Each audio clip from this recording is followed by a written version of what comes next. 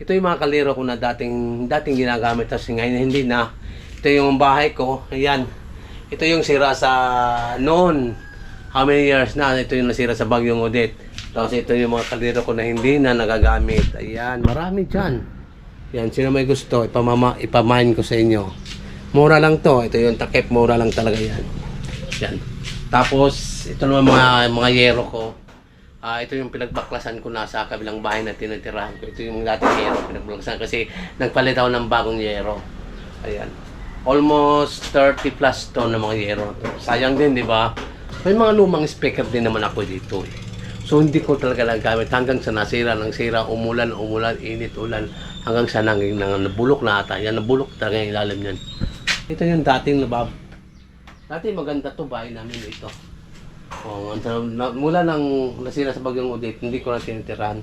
Doon ako tumitira sa kabilang bahay na pinapagawa na. Ayan. Yan, bahay na yan. Yan yung mga, nagpala ako ng yero dyan, mga bagong yero. Tapos ito nga yung mga luma doon. Ipinalit ko. Kasi, bala ko naman kasi dito, ipa-renovate to. Tapos, ito yung gamitin kong yero. Siyempre, hindi pa gano'ng sira to eh. Hindi naman tayo makakapal ng yero, mga butas-butas lang. Tapos pinagpakuan na, sa pinagpakuan lang. So, magagamit naman talaga to. Sayang din, di ba? Ang mahal kaya ng yero ngayon, di ba? So, pwede pa naman ito magamit. Yun ang gagamitin ko. Kasi marami to eh. Almost 30 to eh. Akalaan mo almost 30. Napakadaming yero na to. Ito, no, pinagbaklasan. Binili nga sa akin to, almost 1.5 daw lahat. Ano ka, hilo? Ang mahal ka ng yero ngayon. Kaya sabi ko sa isa ko, bumili ka ng bago.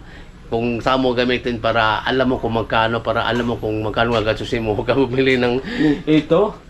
Yakang-yaka, bilhin niya ng 1.5. Hindi ko binigay. Pati ibibigay ko yan. Marami na pinagpakuan, butas. Pero natural lang. Kayang-kaya ko yan. Tapalan para mawala ang butas. Maraming paraan dyan. Di ba? Maraming paraan para mawala ang butas. Di ba?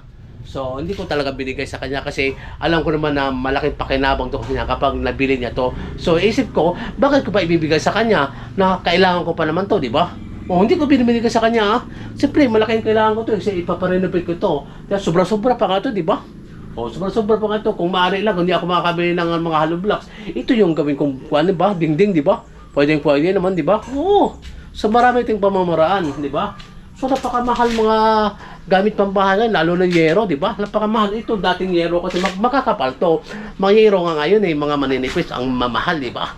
Ang mamahal talaga, so, kinikip ko yan. Siyempre, kailangan, alam ko naman na kakailangan ko yan balang araw kasi mayroon akong pagkagamitan ito. Kapag gawa ko nga ito, pag magkaroon ng pera, awa ng Diyos, pag nagkaroon ako ng pera, talagang ipapagawa ko to, di ba? Sayang din naman, di ba? Yung view ng bahay ko dito, andun sa dagat. Ayan. Alright. Mainit. Lakas ng araw ngayon. Iba klase init ngayon. Ayan. So, baba tayo. Baba.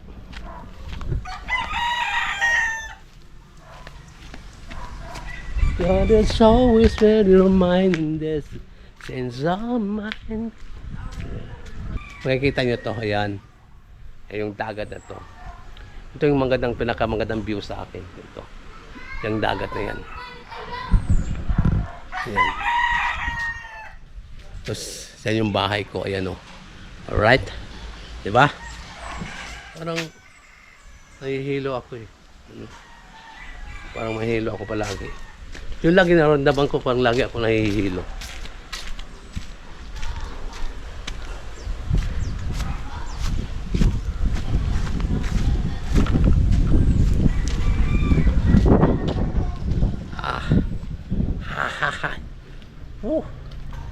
Init. Grabe ang init. Pasok na ako. Ay.